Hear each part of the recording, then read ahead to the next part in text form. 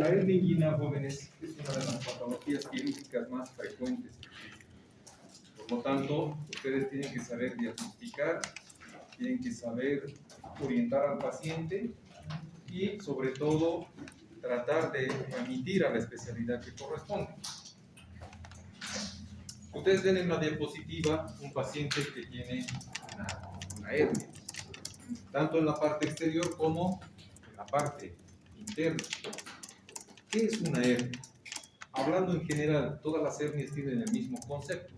Una hernia es una palabra que significa ruptura o rotura. Significa algo que ha sido quebrado, que ha sido roto. Eso significa hernia. Pero para definir, fíjense ustedes que dice que es una protrusión. ¿Qué es una protrusión? Es algo que emerge, que sale. Es una protrusión, pero anormal. ¿De dónde? Del contenido de la cavidad abdominal, que puede ser vísceras o puede ser epíplon, a través de un defecto en la pared posterior o a través del orificio inguinal profundo. Esa es la definición de hernia. Por lo tanto, fíjense ustedes que una hernia, a diferencia de otras patologías, tiene que emerger, tiene que protruir a través de un orificio preformado, a través de un orificio normal. El orificio es normal. ¿Qué es lo anormal? ¿Qué es lo anormal? ¿Cuál es tu nombre? Diana. Diana, ¿qué es lo anormal? El orificio es lo normal. ¿Qué sería lo anormal? La salida. La salida, ¿no es cierto? Por lo tanto, para que sea una hernia, la condición es que el orificio esté ahí, preformado. Además del orificio inguinal, o de los orificios inguinales, ¿qué otros orificios normales tenemos? No me digan la boca, el conducto anal. ¿Qué otros orificios? El oblicuo. El orificio umbilical. ¿Qué otro orificio más?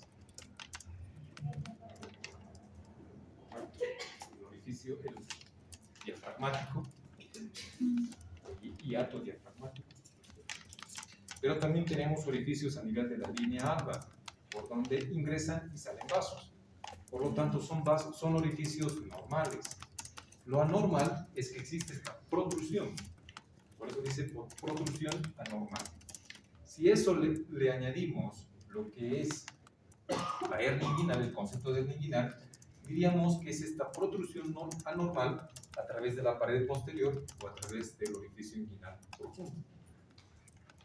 Entonces, ustedes ya verán que en la definición ya está indicando por dónde sale la hernia, por la pared posterior o por el orificio inguinal profundo. Bueno, desde el punto de vista epidemiológico, ¿qué es lo que ustedes ven en la diapositiva? ¿Cuál es la prevalencia en cuanto a la edad? Fíjense que a partir de los 25 años, la prevalencia va en incremento. De 25 a 35, ¿dónde tiene mayor prevalencia? En otras palabras, ¿en qué edad se hace más frecuente la hernia? ¿En qué edad, jóvenes? Mayor de 75 años. Gracias. 75 años.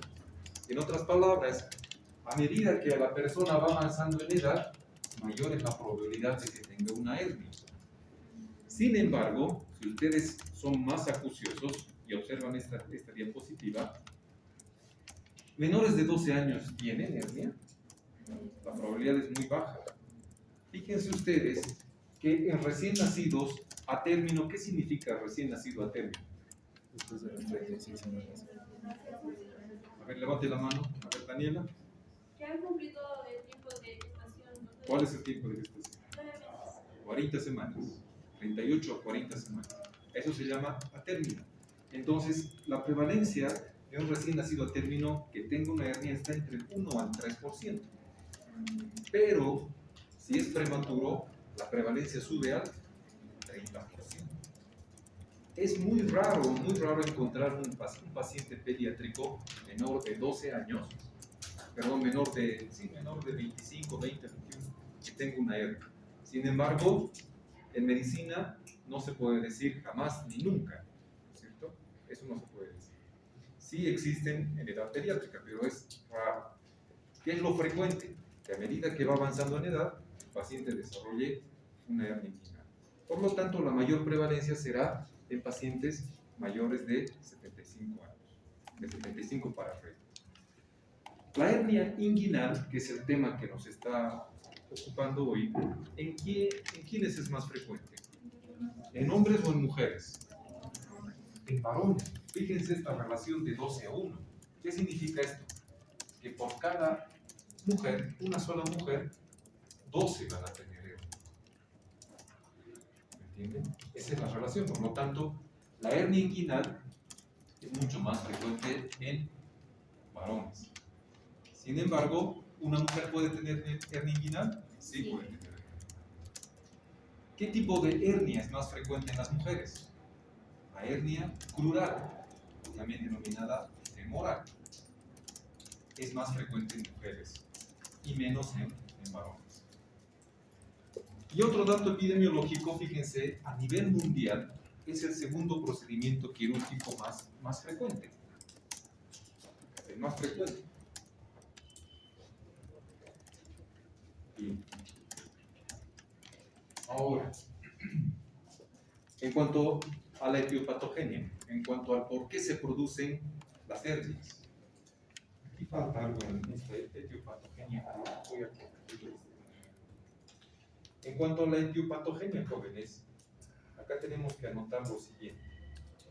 Dice pared abdominal debilitada, ¿cierto? Esa es una causa. Segundo, aumento de la presión intracavitaria, pero la tercera causa es un defecto en la síntesis del colágeno. Defecto en la síntesis del colágeno. Por eso estoy poniendo en mayúscula. Esta es otra causa.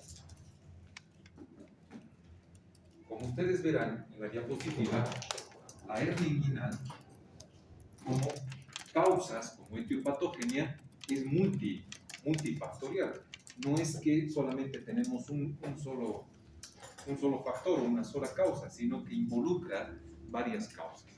Entonces, para que un paciente desarrolle hernia inguinal, lo primero que tiene que tener es una pared abdominal debilitada, un aumento de la presión intracavitaria que condicione a que exista esa protrusión, esa salida, y un defecto en la síntesis del colágeno. Esas son las tres causas fundamentales para que un paciente pueda producir hernia. Si vemos el número 1, una pared abdominal anormal y debilitada. Para que exista un defecto en la pared abdominal, el defecto tiene que ser congénito. Puede ser congénito o puede ser adquirido. Congénito, persistencia del conducto peritoneo vaginal. Eso ya hemos visto, ¿no es cierto?, en la anterior clase. Aquí está el conducto peritoneo vaginal. Se supone que este conducto peritoneo vaginal permite el descenso, especialmente del testículo hasta las bolsas escrotales. Pero, ¿qué sucede si este conducto peritoneo vaginal no se oblitera? Lo que sucede es que permanece abierto. Y al permanecer abierto, ¿qué va a suceder? A medida que aumenta la presión intracavitaria, ¿qué va a suceder? Va a empezar a salir, a protruir el contenido de la cavidad abdominal. ¿Qué contenido va a protruir? Intestino, ¿qué más? Peritoneo, ¿qué más? La cavidad abdominal no solamente tiene peritoneo, no solamente tiene intestino, tiene algo más. Epítelo. La mayor parte, casi el 80% del contenido de las hernias, es el epífilo que se mete ahí. Enseguida vamos a ver eso. ¿Me están entendiendo, jóvenes, o no? Difícil. Entonces, para que una pared inguinal sea débil, tiene que haber una persistencia del conducto peritoneo vaginal, que no sea obliterado. Y a medida en que ese niño va creciendo y va ejerciendo mayor presión intraabdominal, pues va a existir la protrusión a través de ese defecto congénito. Eso sería una causa congénita, porque no se ha obliterado el conducto peritoneo vaginal. Pero también hay pacientes en que sí el conducto peritoneo vaginal ha sido totalmente obliterado, pero desarrollan hernia. Esa ya no es congénita. Es un defecto en la pared posterior del conducto inguinal. Pared posterior, que es la fascia transversalis. Pared posterior. Fíjense ustedes cómo acá está la hernia, sale a través del conducto peritoneo vaginal. ¿No es cierto? Sale. En otras palabras, está saliendo a través del orificio inguinal profundo. En cambio, en este caso, ¿por dónde emerge? Emerge por el piso. Si ustedes se acuerdan de la anterior clase, les decía, esta habitación es el conducto inguinal. Esta ventana es el orificio inguinal profundo o interno. Y la puerta es el orificio inguinal superficial. Todo esto es el conducto inguinal. Por el medio está el cordón espermático. Toda esta fila es el cordón espermático. Si no se cierra el conducto peritoneo vaginal, el conducto peritoneo vaginal va a estar en comunicación con el orificio inguinal profundo. Conducto peritoneo vaginal en contacto con el orificio inguinal profundo. Por lo tanto, ¿qué es lo que va a emerger por el orificio inguinal profundo? ¿Qué va a emerger? El contenido abdominal. Y a medida que haga fuerza va a ir progresando hasta llegar donde? Hasta llegar a la bolsa escrotal. Esa es una hernia congénita por persistencia del conducto peritoneo vaginal. Pero en la adquirida sale por allá, por el orificio, sale por el piso. La protrusión sale por aquí abajo. ¿Me comprenden? Por eso el defecto está en la pared posterior. ¿Está claro? Ahora, ¿cuál es la razón por la cual sale por la pared posterior? La fascia transversalis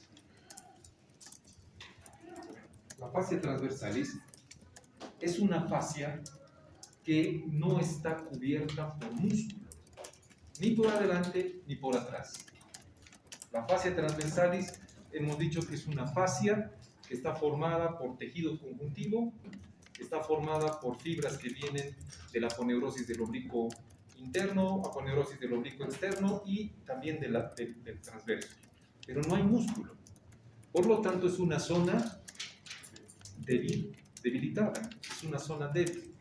Pero resulta, ¿cuál es la razón por la cual nosotros que tenemos la fascia transversalis no andamos con nuestra hernia? O algunos tienen hernia, insisto.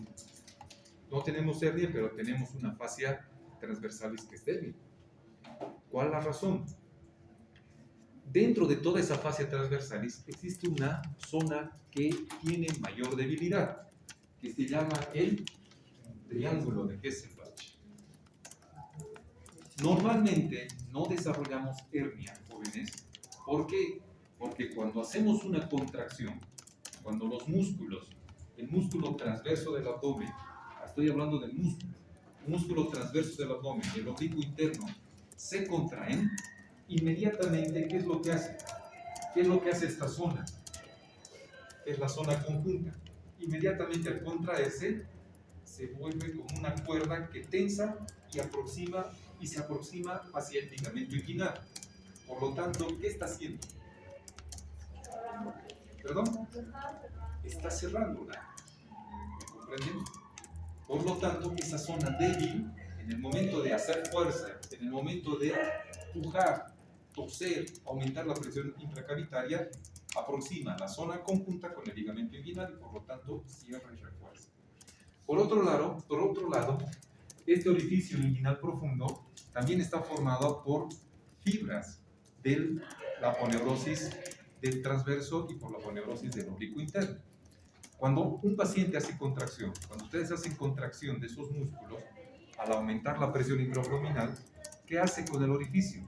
Disminuye su calibre. Por lo tanto, evita la fuga de cualquier posible protrusión. ¿Me han entendido, jóvenes? Pero, ¿qué ¿Qué sucede en los pacientes? Este triángulo de Hesselbach no se oblitera. Para eso tenemos que saber cuáles son los límites del triángulo de Hesselbach. Si hay algo que no se entiende, tienen que levantar la mano y decir, no entiendo nada. ¿Cuáles son los límites? Aquí está fácil. El triángulo de Hesselbach es la zona más débil de la pared posterior del conducto inguinal. Voy a preguntar en su examen. ¿Cuál es la porción más débil de la pared posterior del conducto inguinal? Es el triángulo de Hesselbach. ¿Cuál es el límite? Recto del abdomen. La nomenclatura actual anatómica dice que ya no deberíamos decir recto anterior del abdomen, porque no hay un recto posterior. Entonces simplemente deberían decir recto del abdomen. El recto del abdomen es el límite interno. El límite externo, ¿qué es esto? El ligamento inguinal. Y como límite superior, ¿qué será? ¿Qué son estos? ¿Vasos qué? ¿Qué vasos? Los espermáticos. Están. No son espermáticos. ¿Qué son estos vasos? Los vasos epigástricos. Fíjense, este es el lado derecho y aquí está el lado izquierdo. Triángulo de Hesselbach. Límite interno, recto del abdomen. Límite externo o inferoexterno, ligamento inguinal. Pero ¿cuál es el límite superior? Los vasos epigástricos. Entonces, toda esta zona es la zona del triángulo de Hesselbach. Está acá. ¿Me comprenden? Esa es la zona de... ¿Por qué un paciente va a desarrollar hernia? Existen muchas teorías. Una de las teorías que ya han visto y que yo he aumentado es el déficit en cuanto a la síntesis de colágeno. Déficit en cuanto a síntesis de colágeno. ¿Para qué sirve el colágeno? Díganme ustedes. ¿Para qué sirve? ¿Por qué las mujeres y algunos hombres se preocupan por el colágeno? Más que elasticidad. Más bien no quieren tener elasticidad. Le da resistencia, le da una fuerza tensible, ¿cierto? ¿Por qué nos ahogamos? Yo más que ustedes. ¿Por qué? Porque estamos perdiendo colágeno. ¿Y por qué perdemos colágeno? Porque perdemos proteínas, masa muscular, etc. Hay muchos factores, pero el colágeno le da la fuerza tensible. ¿Cuántos tipos de colágeno hay? Díganme, no digan. ¿Cuántos tipos de colágeno? Hay más de 30 tipos de colágeno que se han descubierto hasta la actualidad. Sin embargo, en la hernia inguinal se ha visto, se ha hecho un estudio que hay una falta en cuanto a la proporción de colágeno. Fíjense ustedes, lo normal es que todos nosotros deberíamos tener colágeno tipo 1 o tipo 3. ¿Qué deberíamos tener más? Eso no creo que les esté hablando algo que no hayamos visto. ¿Qué tipo de colágeno predomina? El colágeno tipo 1 se dice que es el colágeno maduro, entre comillas. Es el colágeno que le da la fuerza de resistencia. ¿Ya? Y el colágeno tipo 3, algunos autores dicen que es el colágeno inmaduro. ¿Qué es lo que tienen más los pacientes con hernia inguinal?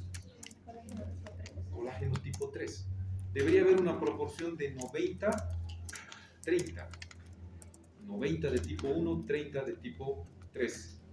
Pero acá está totalmente a la inversa. 70-20. 70 tipo 3, y 20 tipo 1. Por lo tanto, comprenderán que aquí, para que exista una herniación en este paciente, tiene que haber un defecto en cuanto a la síntesis del colágeno. No es suficiente que llegue a cerrar, sino que también pueda tener un déficit en cuanto a la fuerza tensil y por lo tanto permite la protrusión. ¿Qué significa eso, jóvenes? Significa que el paciente que tiene una hernia tenemos que investigar que exista déficit de colágeno. Y hay una infinidad de síndromes que involucran deficiencia de colágeno. Una teoría para que exista una hernia inguinal adquirida. Otra teoría es de que esta zona conjunta, ¿dónde está formando esta zona conjunta? Esta zona conjunta, que viene aquí como un arco, hemos dicho que es el músculo transverso con el oblicuo interno. ¿Dónde se está insertando? Se está insertando en la rama del pubis y en la espina del pubis, ¿no es cierto? Pero en los pacientes que tienen hernia, en primer lugar, no hay un tendón, sino que tiene fibra muscular. ¿El tendón es más fuerte que el músculo o el músculo es más fuerte que el tendón? El tendón es más fuerte, por lo tanto, no hay un tendón. No hay un tendón. Y en vez de insertarse aquí, en la espina del pubis y en el pubis, se inserta en la vaina del recto anterior. Por lo tanto, al contraer, no oblitera totalmente. Y si no oblitera totalmente, ¿qué va a suceder? Protrusión, ¿no es cierto? ¿Me han entendido o no? Levante la mano. ¿Cómo es Guido? ¿Qué parte me has entendido? Ya. Normalmente se inserta aquí. Esta es la rama del pubis, ¿no es cierto? Y la espina del pubis. Entonces se insertará en la parte interna del pubis junto con la espina del pubis. Ahí tiene que insertarse la zona conjunta. Pero en vez de insertarse ahí, se va a insertar acá. ¿Esto qué es? El recto del abdomen, ¿no es cierto? Por lo tanto, cuando se inserta ahí, en el momento en que el paciente haga contracción, pues no va a tener una obliteración completa. Y va a dejar el espacio débil por donde va a ir construyendo. ¿Ahora sí? ¿Han entendido, jóvenes? Bien. Entonces, hemos dicho que tiene que haber otro factor, ¿no es cierto? El aumento de la presión intracavitaria. Si sumamos todo lo que hemos dicho, un paciente puede tener persistencia del conducto peritoneo vaginal, puede tener deficiencia del colágeno, puede tener una alteración en cuanto a la anatomía de la zona conjunta. Pero, ¿qué es lo que va a desencadenar la hernia? El aumento de la presión intracavitaria, el aumento de la presión intraabdominal. Entonces, ¿qué factores de riesgo? Fíjense ustedes que dice factores de riesgo con nivel de evidencia. En otras palabras, ustedes van a escuchar, a medida que avancen en la carrera, la medicina basada en evidencia. Por eso dice factores de riesgo con nivel de evidencia, que han sido comprobados. El paciente tiene que tener un factor que aumente la presión intracavitaria para que se produzca la hernia. Hemos visto que puede ser congénito, hemos visto que puede ser adquirido, que puede tener una alteración en cuanto a la inserción de la zona conjunta y que puede tener déficit de colágeno. Pero tiene que haber la suma de otro factor, y ese es el aumento de la presión intracavitaria. Paciente con tos, paciente con enfermedad pulmonar obstructiva crónica que lleva a la tos. ¿Entienden? Paciente que tiene estreñimiento, paciente con prostatismo. ¿Qué significa eso? ¿Qué relación tendrá? Miren, esfuerzo, aumento de la presión intraabdominal, estreñimiento y prostatismo. Esfuerzo por las ganas de mencionar. Exacto. Paciente que tiene una próstata gigante, digamos, mi mano es la próstata y aquí está la uretra prostática. Si la próstata crece, ¿qué hace con la uretra prostática? La comprime, la cierra. Por lo tanto, ¿qué tiene que hacer el paciente para poder ir al baño? Tiene que hacer esfuerzo, tiene que empujar. Por lo tanto, eso condiciona. No es raro, jóvenes, encontrar pacientes con hipertrofia de próstata y con una hernia inguinal. No es raro. El estreñimiento, paciente con estreñimiento igual. es fuerza para poder tener la catarsis. Un niño que pesa menos de 1500 gramos al nacer, está totalmente comprobado de que hay una relación genética. Padre o madre con hernia, abuelos o tíos con hernia, la probabilidad aumenta. Pero fíjense ustedes, síntesis defectuosa de colágeno y tabaquismo. Esto sí que está comprobado. ¿Cuántos fuman acá? Cuando pregunto eso dicen ninguno, ¿no? El tabaquismo está totalmente comprobado, es un factor desencadenante para la formación de hernia. ¿Por qué? Porque la nicotina, especialmente, tiene un factor de proteólisis. Si hay proteólisis, el colágeno es una proteína, ¿no es cierto? Por lo tanto, no va a haber la formación. Especialmente de la hidroxiprolina, no va a haber formación. La que le da la resistencia, no va a haber colágeno tipo 1. Entonces, cuanto más fuma el paciente, y eso está es un nivel de evidencia, está totalmente comprobado. Paciente con antecedente tabáquico tiene tendencia a hacer la hernia. Por lo tanto, todo lo que está con puntos o con puntos verdes son los factores más importantes para desencadenar una hernia. Maniobra de Valsalva, ¿qué significa? Es la manera que al paciente se le pide estar en posición. Valsalva. Maniobra de Valsalva. Pero díganme, a ver, aníguense. Es bueno equivocarse ahora. Maniobra de Valsalva es la maniobra de esfuerzo. Cuando le decimos al paciente puje, ¿qué está haciendo? Maniobra de Valsalva.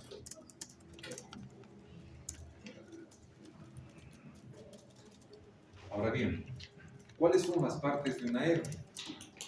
¿Cuáles son los componentes de una hernia? Cuando les he preguntado, tenemos el defecto, ya sea en la pared posterior o ya sea a nivel del orificio inguinal profundo, ¿qué es lo que sale? Les he dicho. Y uno de sus compañeros ha dicho, el peritoneo. ¿Qué peritoneo? ¿Parietal o visceral? Parietal.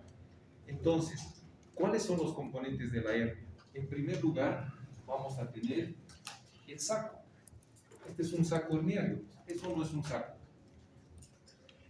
Eso no es un saco. Es un saco. Este saco, ¿por qué estructura anatómica está formada? Por el peritoneo parietal. Lo que sale es el peritoneo parietal. ¿Me entienden, jóvenes? Ese es el peritoneo parietal. Ahora bien, todo este saco herniario va a tener además sus partes.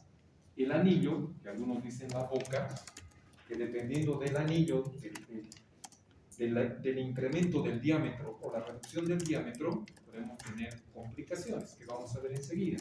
Pero va a tener un anillo o una boca por donde va a ingresar el contenido abdominal, ¿cierto? Fíjense, por dónde aquí está ingresando ¿qué? ¿Qué será esto? El intestino está ingresando al saco, ¿no es cierto? ¿Y por dónde ingresa? Pues por el anillo del saco herniano. Luego tenemos el cuello y el cuerpo y un fondo. Esos son los componentes del saco herniario. Pero no se olviden que el saco herniario es el peritoneo parietal. ¿Está claro? Bueno, en este caso tenemos el saco, ¿no es cierto? Con el anillo, el cuello, el cuerpo y el fondo, pero ese saco tiene que tener un contenido. Entonces, algo que forma parte también de la hernia es el contenido. ¿Qué hemos dicho que contiene normalmente un saco herniario? Inciso A, epífron, inciso B, intestino, inciso B, vasos, inciso D, hueso, inciso D, cabellos. ¿Qué tiene? Epífron. Es lo primero que va a ingresar. En cirugía, jóvenes, en cirugía de abdomen, nunca se olviden que el defensor, nuestro defensor, frente a cualquier problema intraabdominal, es el epífron. El epífron es lo primero que va a ir a defender. Entonces, si existe este defecto, lo primero que se va a meter ahí es el epíclomo. ¿Con qué finalidad? Para tratar de obstruir. Pero en otro porcentaje de pacientes, menos porcentaje, lo que ingresa es el intestino. ¿Cuál tendrá mayor seriedad? ¿Que ingrese el epíclomo o que ingrese el intestino? Intestino. Pero eso no significa que le estamos restando importancia. No pasa nada. ¿Hasta aquí alguna pregunta? Yo creo que está fácil. En cuanto a la clasificación, si ustedes van a revisar un libro y ven clasificación de las hernias, van a encontrar una infinidad de clasificaciones. Cuando yo hacía la residencia, la especialidad en cirugía, a mí me hacían aprender de memoria 10 clasificaciones de las hernias inguinales, de las cuales solamente utilizamos 3.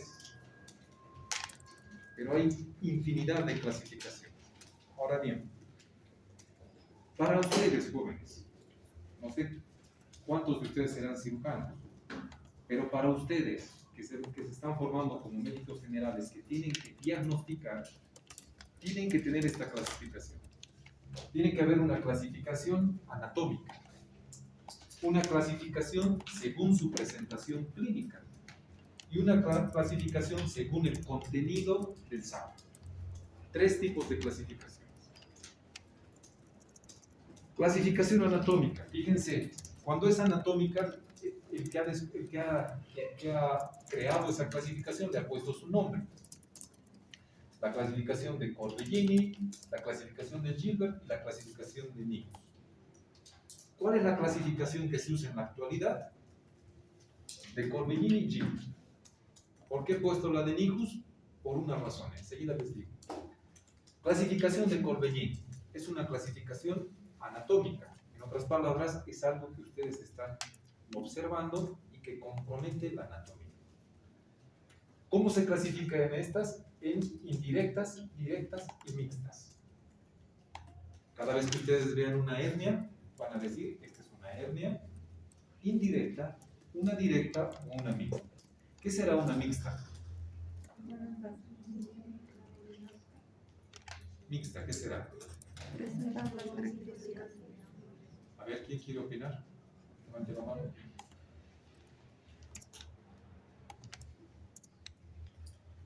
¿Quién quiere opinar?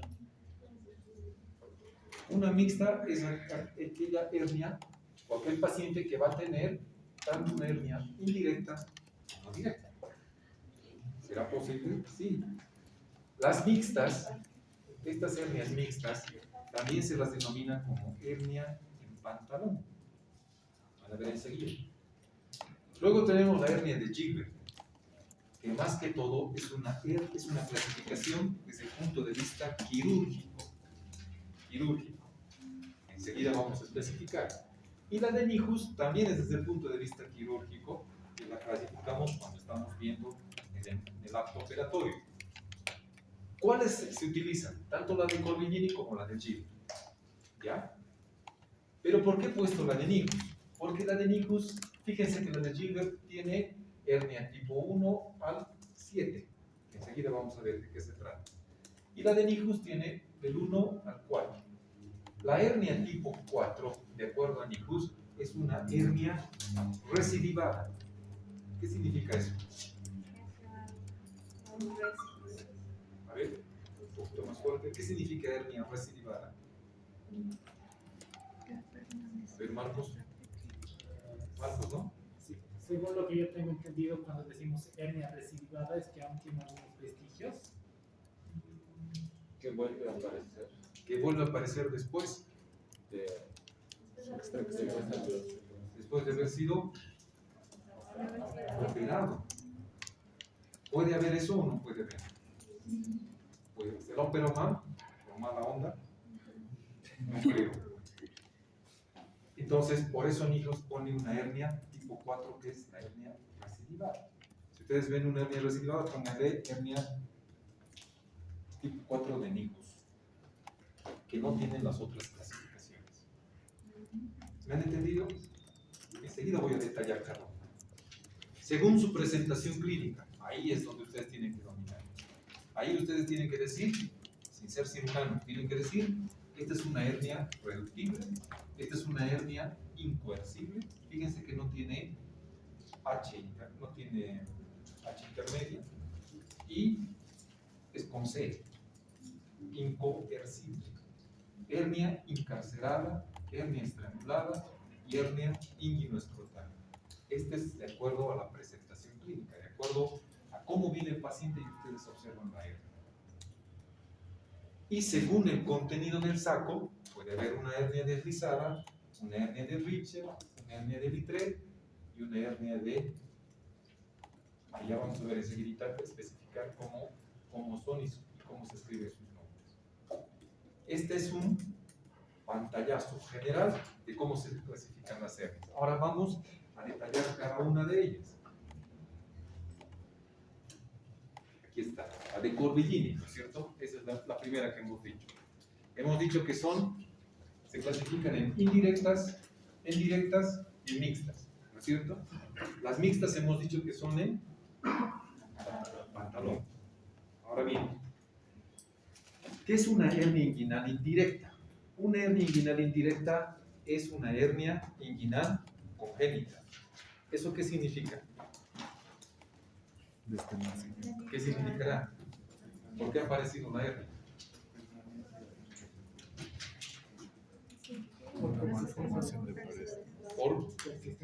Por persistencia del conducto peritoneo vaginal.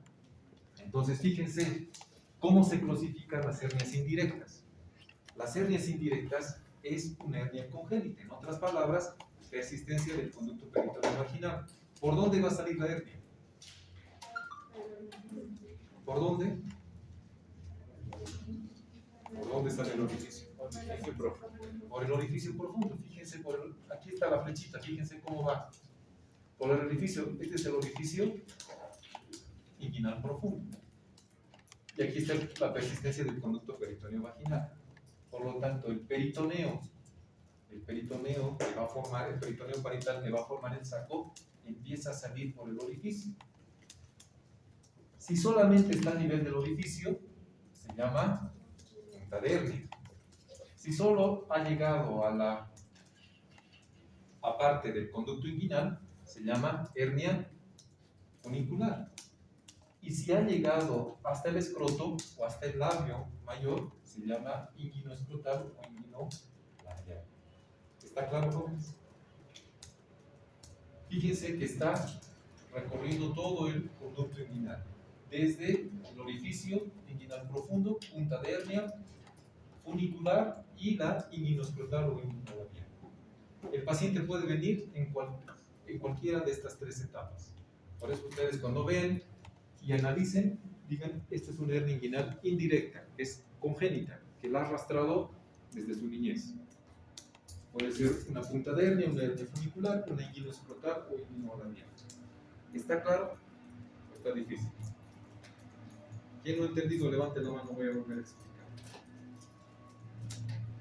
En cambio, la directa es adquirida. ¿Dónde está el defecto?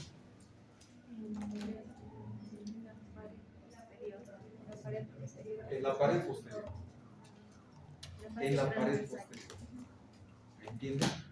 Paciente que alza fuerza, que hace fuerza, que levanta pesos, pared posterior, tosedor crónico, con bronquiectasia hipoco, trompetista, ¿se entiende? Que hace mucha fuerza. Y esa, como sale de abajo, como sale del piso, pueden ser saculares, lipomatosas y viscerales. Pero a medida que va aumentando, también puede llegar a comprometer el escroto. Puede llegar a bajar hasta el escroto. ¿Está claro, jóvenes?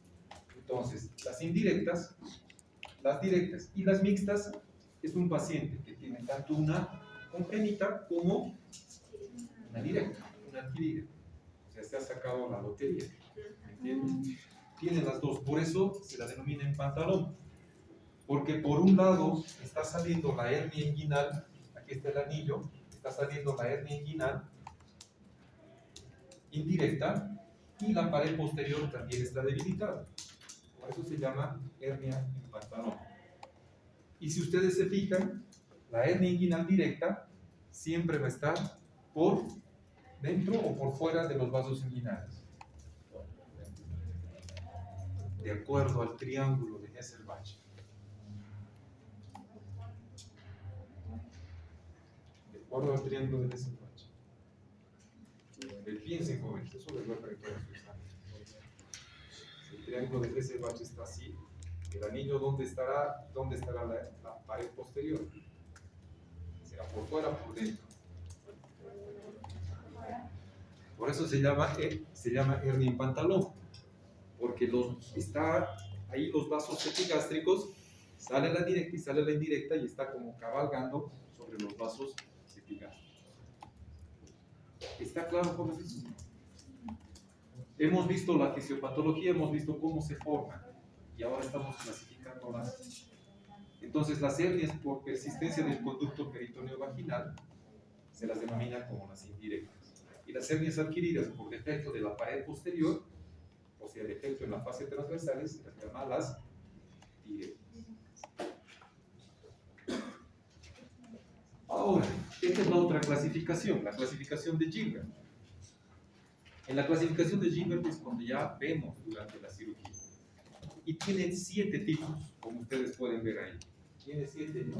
Tiene 7 tipos de hernia.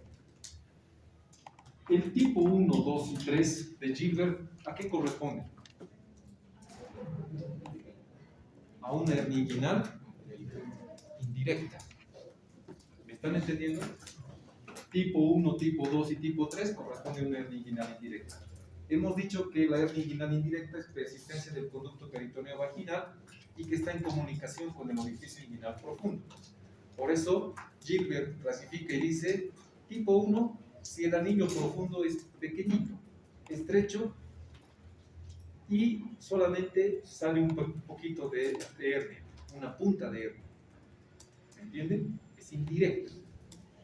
El tipo 2 es un anillo profundo que su tamaño no es mayor a 4 centímetros. Y en la tipo 3, el anillo profundo que es mayor a 4 centímetros y por lo tanto es un orificio grande que va a permitir que salga un gran contenido de la cavidad abdominal. Está claro, ¿no es cierto? Está fácil. Entonces, tipo 1, tipo 2 y tipo 3 de Gilbert son indirectas. Y para eso tenemos que tomar en cuenta el número 4. En cambio, la 4 y la 5 son las denominadas hernias directas, o sea, donde el piso, la pared posterior del conducto está alterada. Una directa, todo el piso del conducto inguinal está débil, por lo tanto protruye un saco gigante. En cambio, la 5 es un pequeño orificio, una zona de debilidad, por donde emerge un pequeño saco, como un divertículo. ¿Qué tamaño? 1 o 2 centímetros. Por lo tanto, la 4 y la 5 corresponden a hernias directas. ¿Y qué corresponde a la 6? Es una hernia mixta, en pantalón. Y la 7, una hernia femoral o crural. ¿Está fácil o no? Esas dos clasificaciones solamente tienen que saber. La de Gilbert y la indirecta, directa, mixta. Doctor, en la de tipo 4, ¿quiere decir que el defecto es del ligamento inguinal? No, no es del ligamento. El defecto es de la fascia transversalis, ya sea por debilidad total, por ausencia de colágeno o por una mala inserción de la zona. ¿Se entiende? La pared posterior. Pero a medida que va pasando el tiempo, el paciente no se hace operar, va protruyendo y por lo tanto se va abriendo espacio. Y va debilitando toda la pared posterior. Es una fuerza mecánica, por eso tiene que haber algo mecánico. Espero que me estén entendiendo.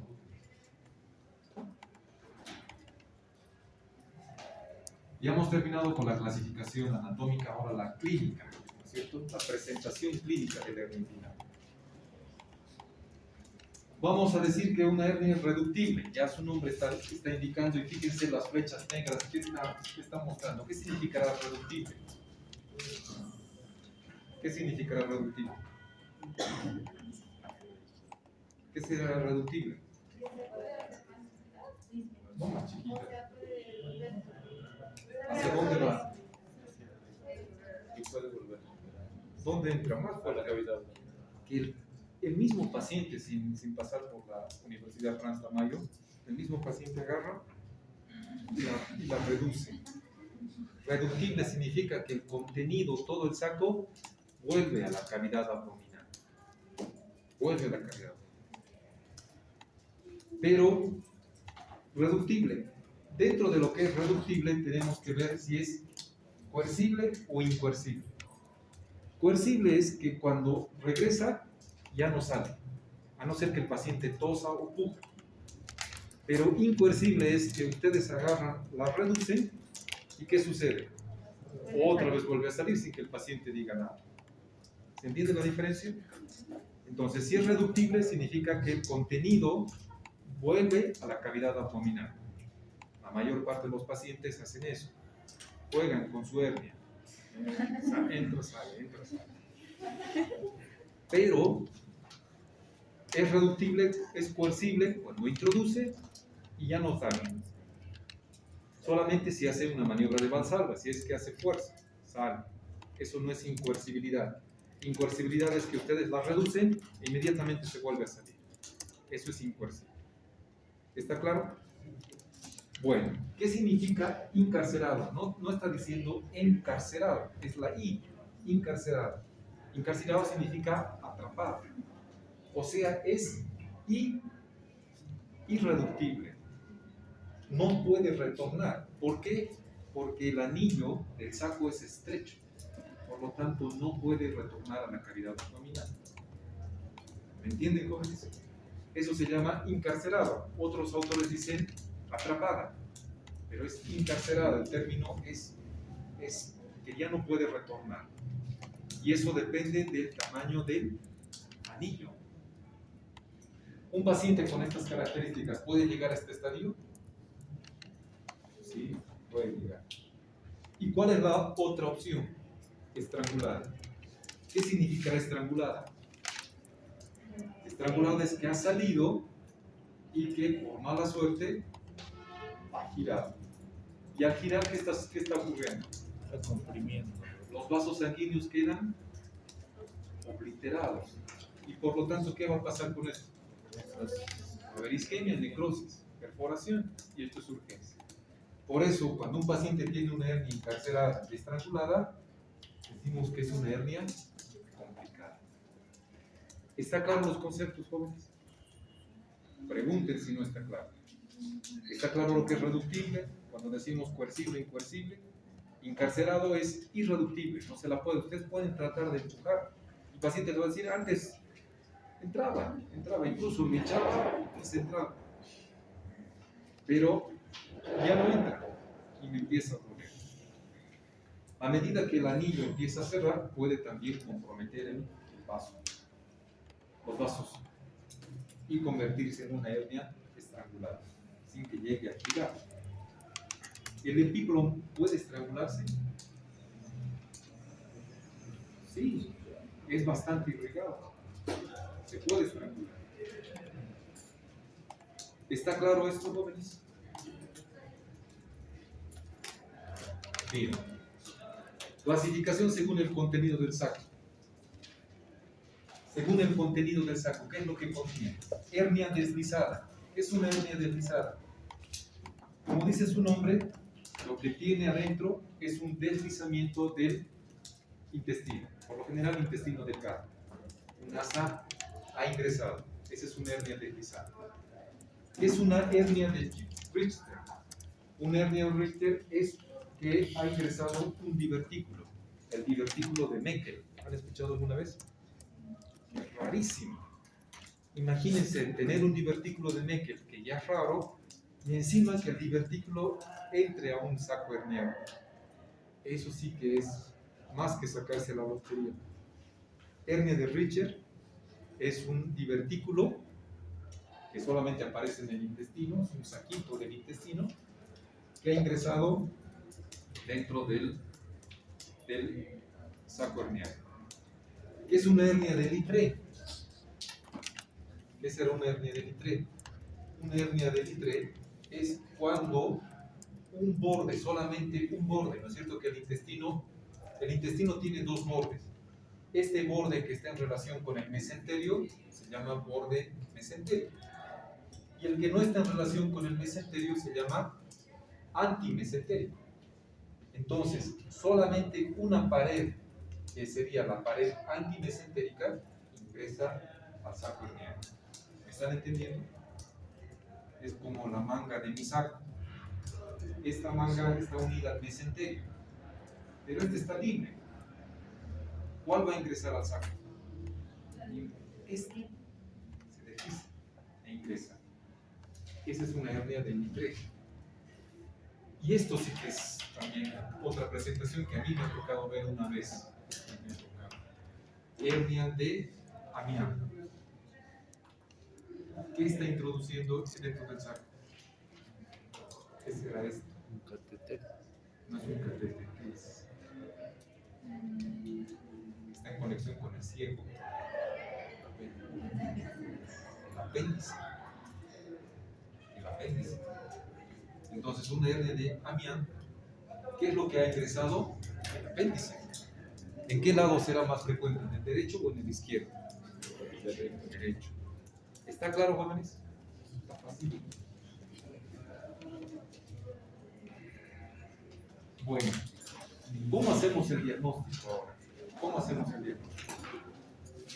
El diagnóstico hacemos con una buena historia clínica. La historia clínica comprende la anamnesis y la exploración física. En la anamnesis, ¿qué tenemos que ver?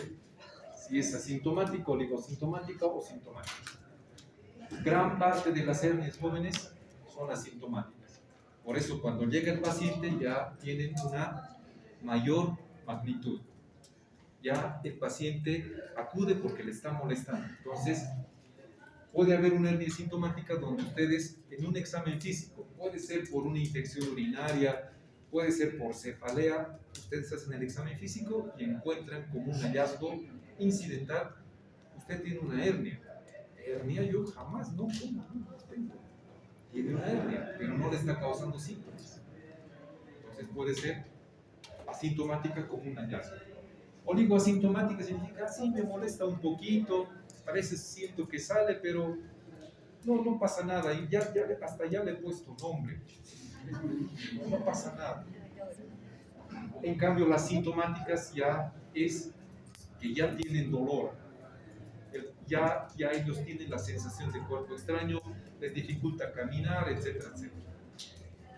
La mayor parte de los pacientes vienen en la etapa de sintomática. Aquí está sintomática y empiezan a tener dolor cuando empiezan a hacer esfuerzo, ¿no es cierto? Ellos dicen, siento una masa, hay una masa. Y yo no sé por qué relacionan especialmente como son chiquitos, ellos dicen, es que me he lastimado la espalda y he empezado a cojear. Y al cojear, por cojear me ha salido hernia. ¿Será cierto o mentira? Y la mayor parte de los pacientes van a llegar y les van a decir, tengo un incordio o encordio. No sé, no encontré en el diccionario eso, pero ellos dicen incordio o encordio. Tengo incordio, doctor. Ah, ya sé que es una hernia. ¿Por qué? Porque cojea. Pero no tiene ninguna relación. ¿Entienden? Entonces tenemos que ver, ¿y cuáles serán los síntomas de complicación? Díganme ustedes, ¿qué síntomas de complicación habrá? Fiebre. No fiebre, ¿por qué fiebre? Si lo que está ingresando, que es ese piclón, es intestino, ¿qué puede pasar? Sí, pero antes de eso tiene que haber otra cosa. Isquemia. Signos de obstrucción intestinal. ¿Cuál es la primera causa? A ver, en semiología les han debido decir. ¿Cuál es la primera causa que ustedes que se registra en el motivo de consulta? Lo primero por lo cual el paciente va, dolor. Me duele la cabeza, me duele el pecho, me duele el tórax, me duele el dedo. Esa es la primera causa. Si al paciente no le duele, ¿por qué puede haber dolor?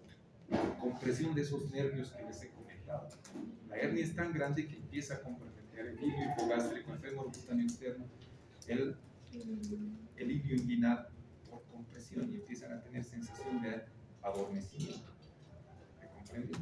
O al alzar pesos empieza a tener dolor el paciente. Signos de complicación. En la exploración física, ¿qué es lo primero que se hace en la exploración física? ¿Qué dice la semiología? Lo primero que hay que hacer. Auscultar. ¿Qué es lo primero que tenemos que hacer? Inspección. ¿Qué es lo que vamos a ver? Ya sabemos los límites de la zona inguinal, ¿cierto? Ver. Lo primero es ver antes de tocar. Ver. Al ver, ¿qué es lo que ustedes van a observar? Si hay una masa, ¿no es cierto? Si es que protruye una masa. Y le dicen al paciente, ustedes ven, hay una cierta simetría. Siempre, jóvenes, para examinar el abdomen, eso ya les han debido explicar en semiología, el abdomen comienza desde los últimos arcos costales, o del arco costal, el apéndice sifoides, y termina en la región inguino-crural. Si quieren examinar el abdomen, ¿qué es lo que sucede? Vienen especialmente pacientes, vienen pacientitas del campo, de pollera. Recuéstese, la voy a examinar, quiero ver su abdomen. ¿Qué hace? Sí, revíseme, hable un poquito ya. Tiene que estar expuesto el último reborde costal, el apéndice sifoide, hasta la región inguino-crural. No se olviden. Y comparar ambos. Igual en extremidades. No es bueno revisar solamente una extremidad. Tienen que comparar ambas. Extremidades superiores, extremidad inferior, como la patología así requiera, ¿cierto? Así es comparativo. Lo mismo sucede en la región inguinal. En este caso vamos a ver una masa. Le decimos haga fuerza, puje, y vamos a ver que protruye mucho más a la maniobra de Balzar. Luego podemos auscultar. En el abdomen siempre viene la auscultación después, ¿no es cierto?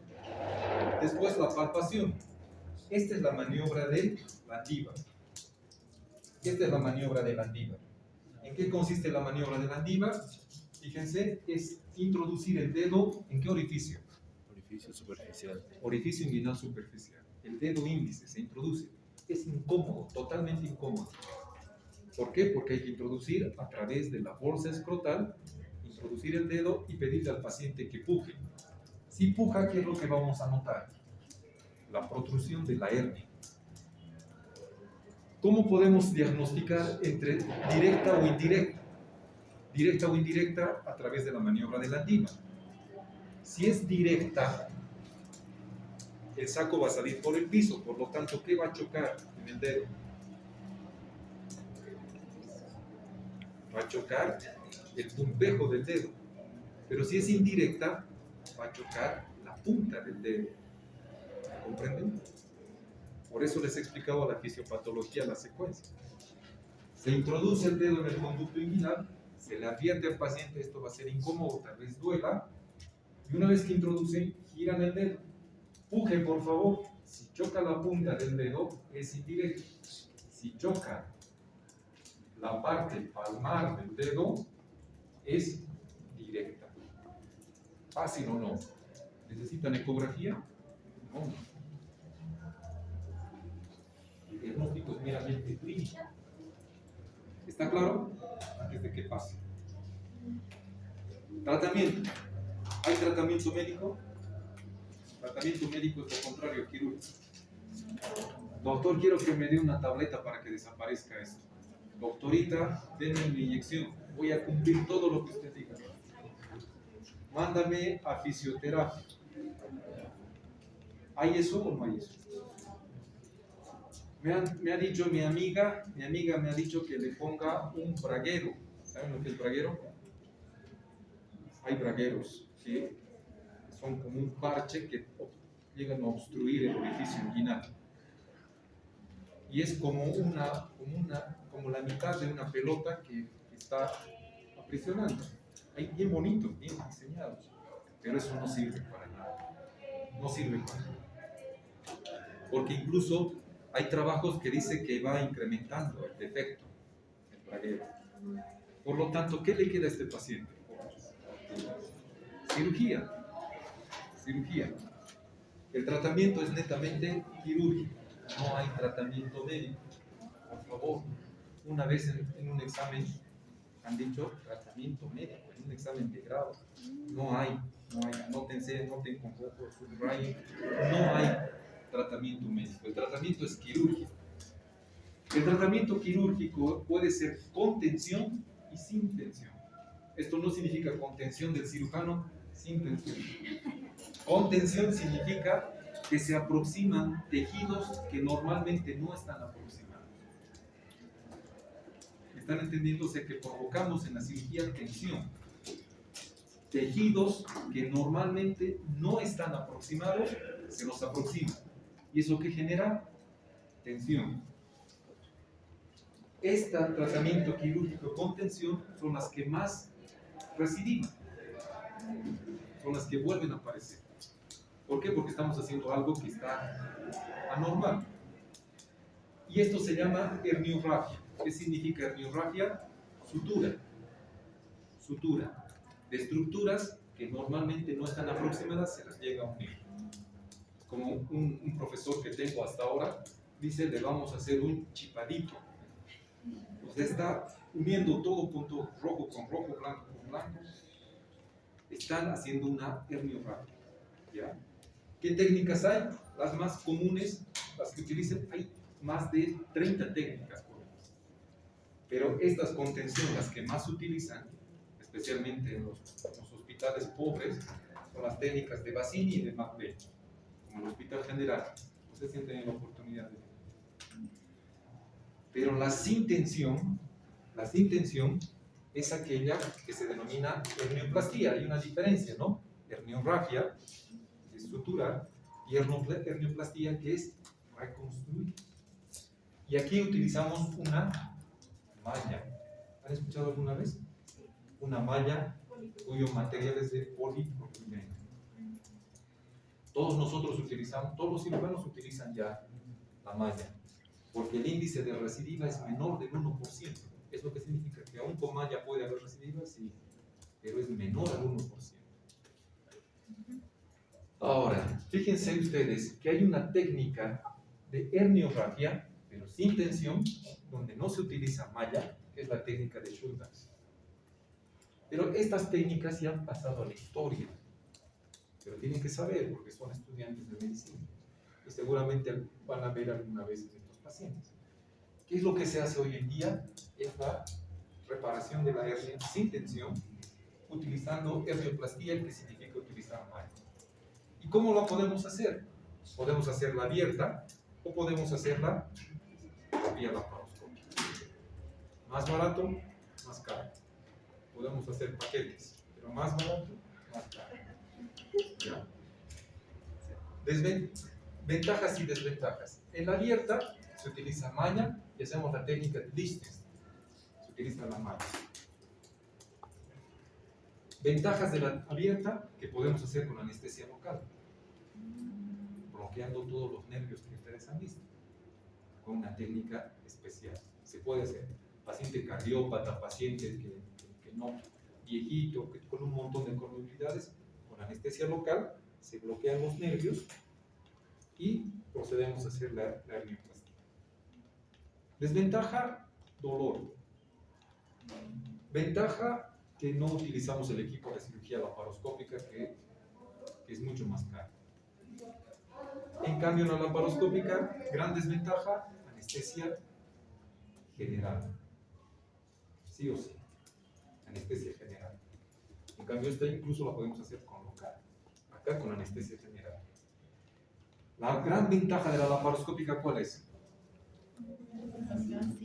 Además de la estética, ¿no? Porque son orificios chiquititos, así que puede seguir poniéndose así su top. ¿Qué ventaja más? No le va a dejar cicatriz, va a poder seguir presumiendo su abdomen. La recuperación es más rápida. La recuperación es más rápida y el dolor. Casi no hay dolor. El paciente dice, no me ha operado. Casi no hay dolor. ¿Entienden? Esa es la ventaja. En cambio, como dice su compañero, en la abierta, como está en el pie y tenemos que hacer una incisión, pues es mucho más dolorosa, más incómoda, sobre todo al levantarse, al echarse. Hoy en día se está haciendo más que todo cirugía laparoscópica, por vía extraperitoneal y por vía intraperitoneal. Para finalizar, ya están guardando sus cosas. Aquí está, herniorragia con tensión. Fíjense, se aproximan tejidos que normalmente no están aproximados. Esta es la técnica de Bassini. ¿Qué hacía Bassini? Esto es técnica de 1800. Aquí está el oblicuo interno, el transverso y la fascia transversal. Todito lo aproximaba al ligamento inguinal. Aquí está, miren, todito. Se baja el ligamento inguinal y crea tensión. La técnica de McVeigh, lo mismo. Los mismos planos, pero en vez de bajar al ligamento inguinal, bajan al Cooper. Todo lo bajan. El paciente queda así. ¿Me entienden? Esa es contención y la recidiva es muy dolorosa. Son muy dolorosas. Estas son contención. Sin tensión, ¿qué se utiliza? La malla. Ahí está la malla. Esta es la técnica de Lichtenstein. No aproximamos nada. Solamente reparamos la hernia y colocamos al ligamento inguinal a la zona conjunta y hacemos un nuevo orificio inguinal que está ahí como parche. El objetivo de la malla no es obtener un efecto mecánico, no es como colocar una faja, algo que sostenga, no. El objetivo de la malla es generar fibrosis, genera una nueva pared. Ese es el objetivo de la malla. Y como ha dicho su compañero, es una malla de folículos. Y por vía laparoscópica se puede hacer sin entrar a la cavidad abdominal, que es la totalmente extraperitoneal. Se insufla con un baloncito y se identifica la malla. Y la otra que puede ser intraabdominal, donde se entra a la cavidad abdominal. Hoy en día, ¿cuál se hace? Esta. La extraperitoneal. Diagnósticos diferenciales. 5 minutitos más de jóvenes. Diagnóstico diferencial. En otras palabras, ¿con qué se puede confundir? Con un cáncer, puede ser un linfoma, un sarcoma, una metástasis, un tumor testicular. No todo lo que está ahí es hernia. Justo esta mañana, ha venido un paciente a propósito de un caso y le he sacado linfoma, sarcoma, metástasis. Fíjense, el paciente viene con estas lesiones, por eso tienen que palpar, tocar, hacer la maniobra de mandíbula. Lesión testicular puede ser varicocele. ¿Qué hemos dicho que era el varicocele? Dilatación del plexo papiliforme. Epididimitis, torsión testicular, hidrocele. Este es un hidrocele. ¿Y cómo hacemos la diferenciación? Pues fíjense, apaguen la luz, enciendo la linterna y se enciende como un poquito. Eso es líquido, hidrocele. ¿Se entienden? Testículo ectópico, testículo testículo. Aneurisma secundario de la arteria femoral. El aneurisma siempre va a ser de una arteria. Aneurisma no puede haber en una vena. Por favor, no se olviden. Aneurisma siempre va a ser una arteria, arterial. Se va a dilatar. Si una vena se dilata, ¿qué significa eso? Varice. Puede haber un ganglio linfático, quiste sebáceo, hidradenitis, quiste del conducto de Nu, en las mujeres especialmente. Varice de la vena safena, absceso del psoas, hematoma y lipoma. Fíjense eso. Repito. A propósito de un caso, esta mañana. ¿Qué es eso? ¿Qué es eso? Aquí está la región inguinal, aquí está el nervio pubiano, genital masculino. ¿Qué notan ahí? ¿Qué notan? Me lo han transferido como hernia. El paciente tengo una bola aquí, me ha dicho que es hernia, así que tiene que operarme. Examinamos, no era hernia. Esta es una dilatación venosa que se llama golfo. Golfo no es un golfo, golfo es una dilatación anormal, deformante del callado de la vena safena interna. Y todo el trayecto de la safena interna estaba dilatado. Por lo tanto, es importante saber los diagnósticos diferenciales. ¿Qué complicaciones postoperatorias? Recidiva o recurrencia, dolor neuropático. ¿Por qué? Porque puede haber lesión del nervio durante la cirugía. Eso se llama inguinodinia. Este dolor neuropático es frecuente. Doctor, me duele como si me pasara electricidad y tiene una sensibilidad superficial, pasan la mano y le duele. Le duele. Eso es la inguinodinia. ¿Qué hay que hacer? Paciencia y administrar antiinflamatorios y un anestésico de larga duración como la bupivacaína va muy bien. Postoperatorias, hematoma inguinal, infección del sitio quirúrgico, seroma. ¿Qué será el seroma? Seroma es un exudado, no es un trasudado. Ya hemos visto, ¿no? Es exudado. Como consecuencia de reacción a cuerpo extraño, a la malla. Entonces forma un líquido. Hay que observar. Y si no, hacer una pinchadita con una jeringa y se absorbe. Lesión intestinal en la cirugía laparoscópica y lesión viscovascular. A veces de la femoral. Es terrible. Preguntas, jóvenes, si es que hubiera.